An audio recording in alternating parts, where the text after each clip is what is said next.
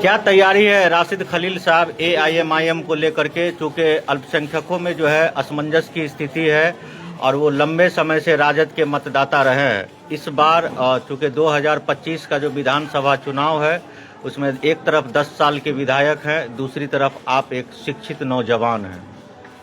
देखिए, मधुबनी विधानसभा में एआईएमआईएम की तैयारी ये है कि 14 नवंबर का लोग इंतजार कर रहे हैं, क्योंकि एआईएमआईएम पूरी तरीके से मजबूती के साथ चुनाव लड़ रही है और इंशाअल्लाह सुम्मा इंशाअल्लाह हम लोग 14 नवंबर को कामयाब होंगे। दूसरी तरफ ये जो कह रहे हैं कि अल्पसंख्यकों में असमंजस की स्थिति है, तो आपको ये पता होना चाहिए कि कहीं भी कोई कन्फ्यूजन नहीं। अल्पसंख्यक, दलित, मजलूम, शोषित, वंचित बिल्कुल अपना फैसला ले चुका है। आप तार सराय से लेकर के और विधानसभा के आखिरी सप्ताह तक जाइए, बिरौल तक जाइए या बसवाड़ा तक जाइए, आपको पता चल जाएगा कि इस मर्तबा जिस तरीके से राजद ने मुसलमानों के साथ धोखा किया है।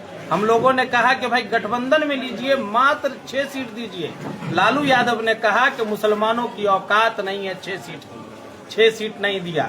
उसके बाद 2% वाले सहनी को, जिस मुकेश सहनी के पास अपने बूथ पर राजद को देने के लिए 500 वोट नहीं है, उसको उप मुख्यमंत्री का ऐलान किया गया और 2.5 करोड़ मुसलमानों को ठेंगा दिखाया। किसने? लालू यादव और तेजस्वी यादव ने। अब मुसलमानों को भी फैसला लेना है, यहाँ के अल्पसंख्यकों को फैसला लेना है कि उनको राजनीति हिस्सेदारी चाहिए या नहीं चाहिए।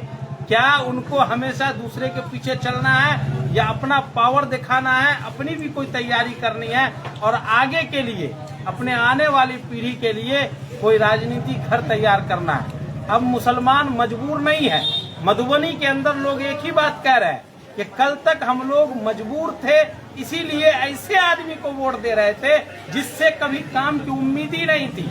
और जो आदमी अभी मधुबनी का विधायक है, उसका इतिहास ये है कि जब जब मधुबनी में किसी मुसलमान को टिकट मिला, इसने और इसके पूर्वजों ने निर्दलीय चुनाव लड़के, छोटी मोटी पार्टी से चुनाव लड़के मुसलमानों को हराने का काम किया।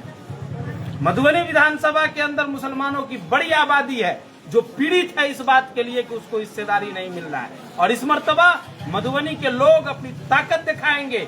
मधुबनी के लोग इस बात का हिसाब करेंगे कि सड़कें क्यों नहीं बनी, नाला क्यों नहीं बना, उप स्वास्थ्य केंद्र ठीक क्यों नहीं हुए, शिक्षा का व्यवस्था क्यों दुरुस्त नहीं हुआ, लाइब्रेरी क्यों नहीं ठीक किया गया। इस बात का भी हिसाब होगा कि 17 महीने का उद्योग मंत्री बुनकरों के साथ बेवफाई क्या किया।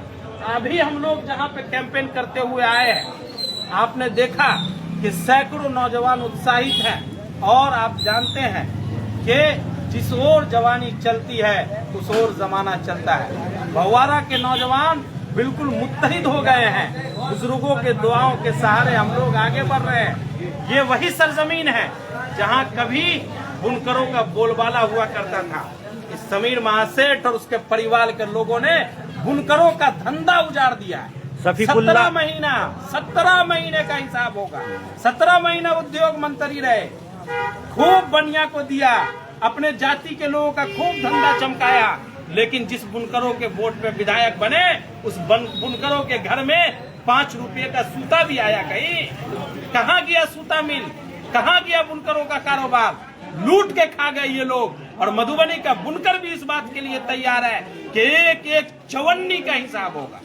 आप जनसंपर्क कर रहे हैं, क्या विश्वास लग रहा है इस बार जनता आपके साथ है? जनता तैयार है, पतंग उड़ेगी और उस डोर में बहुतों की सियासत कर। शफीकुल्ला अंसारी, अब्दुल हन्नान अंसारी के बाद असलम अंसारी आए राजद से 2 बार।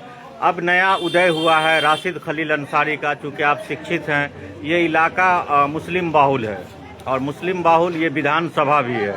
और जिस हिसाब से अब धन बल का प्रयोग हो रहा है मौजूदा दौर के चुनाव में, राशिद खलील उसमें कैसे अपने आप को सरवाइव करेंगे? बहुत साफ सुथरी बात है, बहुत साफ सुथरी बात है कि मधुबनी की लड़ाई गरीब वर्सेस धन्ना सेठ की लड़ाई है।